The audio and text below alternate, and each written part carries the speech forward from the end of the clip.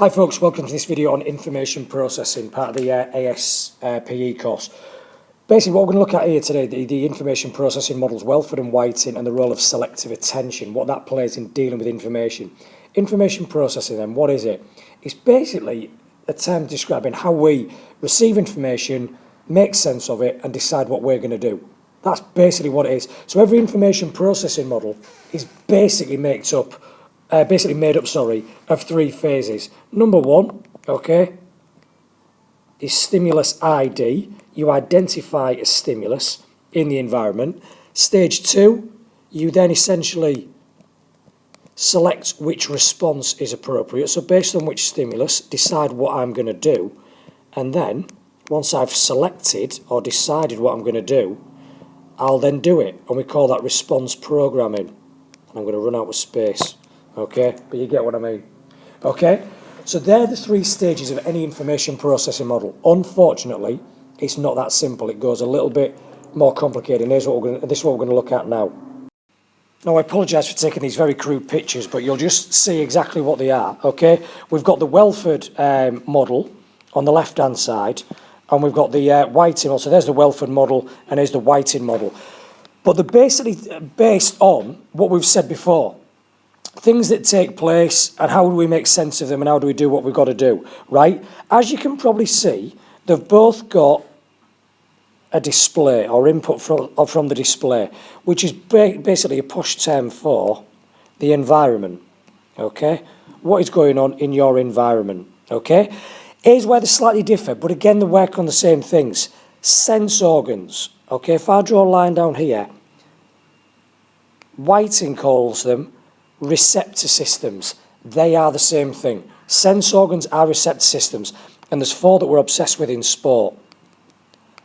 Eyes for seeing, ears for hearing, skin for touch, grip, etc., and proprioceptors for balance and muscle movement. So whenever we're in an environment, our display, we are gathering information via our eyes, our ears, our skin, and our proprioceptors, okay? So they're the key things. If you're ever asked about sensory information or receptor systems or sense organs, it's those four: eyes, ears, skin, and proprioceptors. Now, just to quickly get rid of them, just to free up a bit more space, okay? Here's where the models start to differ slightly, okay? Welford, okay, said that the thing that came after the sense organs was something called perceptual mechanisms, where your selective attention takes place. Okay, and we're going to look at selective attention in a minute. But there's something else he said also took place in your perceptual mechanisms, and that was your decision making. Okay. Now, just as I come to it, I'm going to deal with it in a minute, but selective attention is your filtering process, i.e., in other words, there is lots of information. Let's say you've got four sense organs, each one picking up a multitude of sights, sounds, touches, muscle movements. So there's loads of information coming into this perceptual mechanisms. Your selective attention has got to filter that. It's got to send through what's important and block out what is unimportant. When you've done that, you can then make a decision. You can then decide, right, seeing as that's the most important thing to focus on, I'm going to do this, whatever that is going to be. What you then do is you then use your effector mechanisms, which is a very posh term for your nervous system. Once you've decided what you're going to do, you need to now recruit the right muscles. You need to switch on the right muscles to produce the correct response. So that means sending impulses down the correct nerves. So the effector mechanisms are your nervous system. You then contract your muscles via your muscular system. And you ultimately then do your response. So you perform the skill. Okay? So what we've got is, just to quickly recap, the information in your environment picked up by your four key sense organs: eyes, ears, skin, and proprioceptors. There's too much information there, though. So the perceptual mechanisms uses your selective attention to filter out what is unimportant and focus on what is important. You then make a decision, which is the best skill to perform based on that.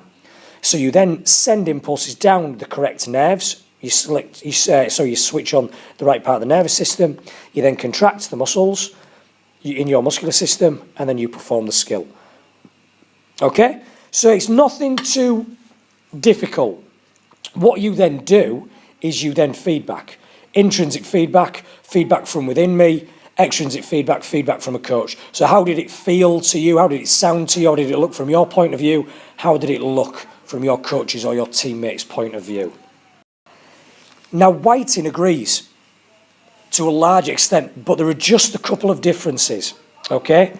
Again, Whiting says you've got your display, he calls them receptor systems, remember, but they are your sense organs again. And again, you've got perceptual mechanisms. Whiting's been a little bit crafty this time. Look at the number of arrows. That's showing lots of information from the display.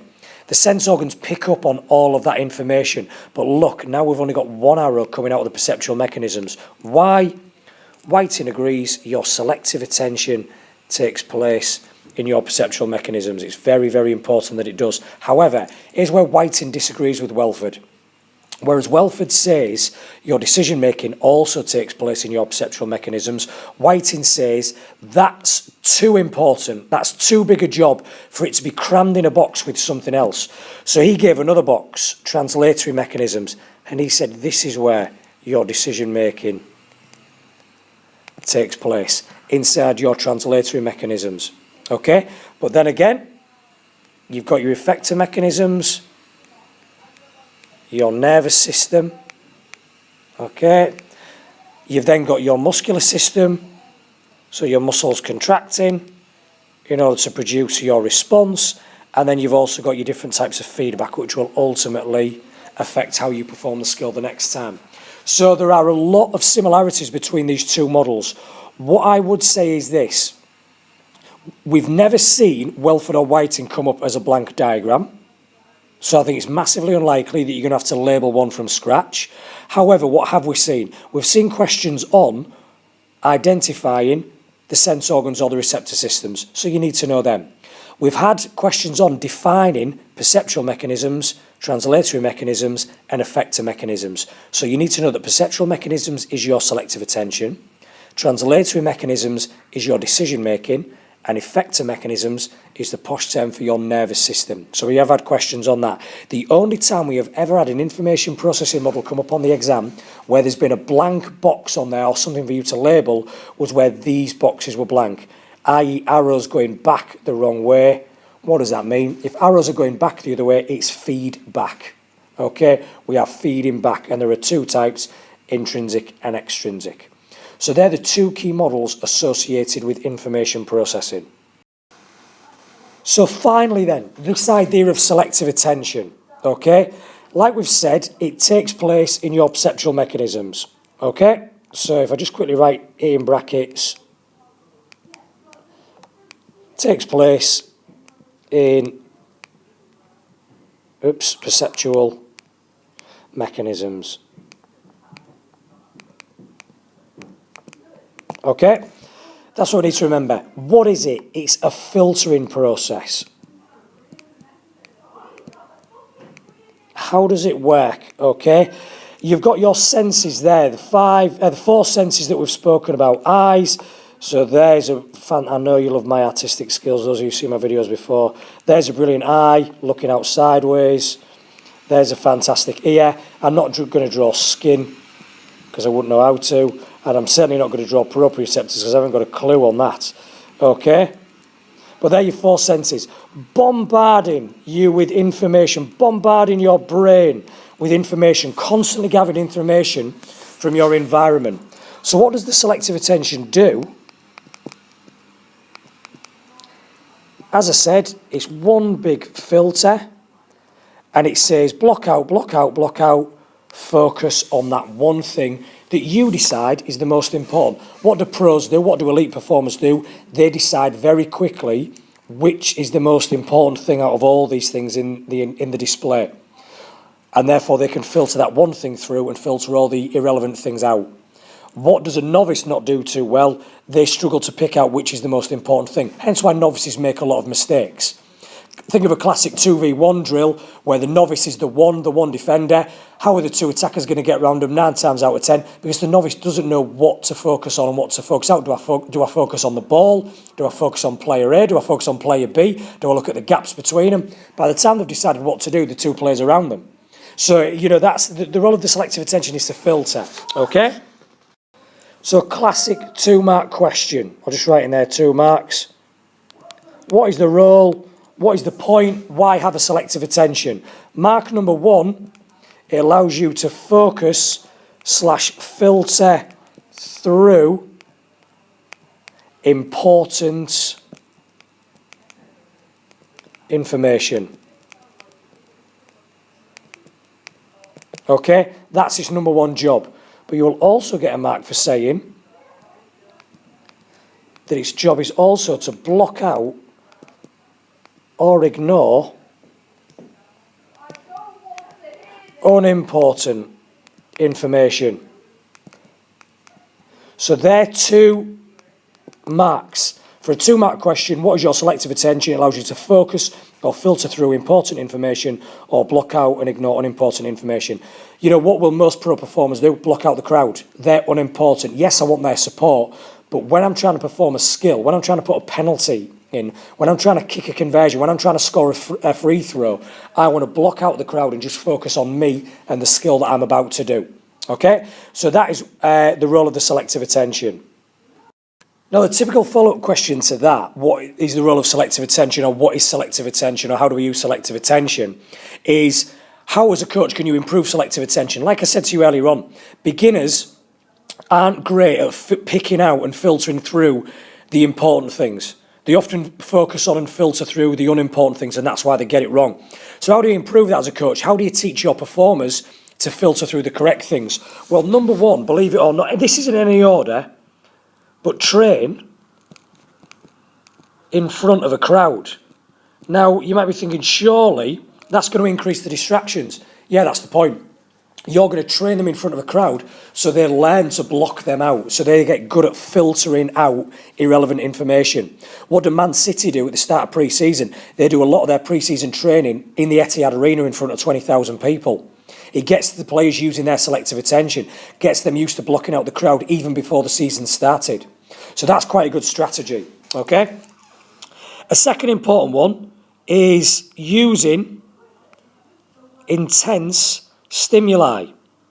So, bright bibs, bright cones, bright posts, loud noises, okay? That will allow you to filter through what is important and filter out what is unimportant, because the bright, intense, loud things are obviously the most important things to focus on, okay?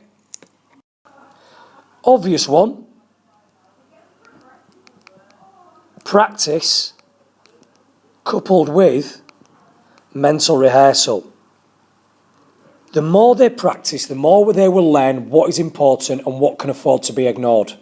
Okay? You've got to make snap decisions. You can't filter everything through. You've got to filter things out, and through practice and mental rehearsal, you will train the brain to do that. Finally, what else can a coach do? They can break the skill down. So if the skill is particularly long, or it's a complex skill or a complex move or something like that, break it down. Let's focus on it bit at a time, as opposed to trying to get our heads around the entire thing in one go. That works particularly well with beginners. Break the skill down, work on it, think of it in terms of your essay topics, whole part, whole practice, something like that, progressive part practice. Get them focusing on one aspect of the performance, allow them to focus their attention on that and gradually build it up. That will improve their selective attention. Hopefully you found this video useful, folks. That's everything that we need to really cover on information processing.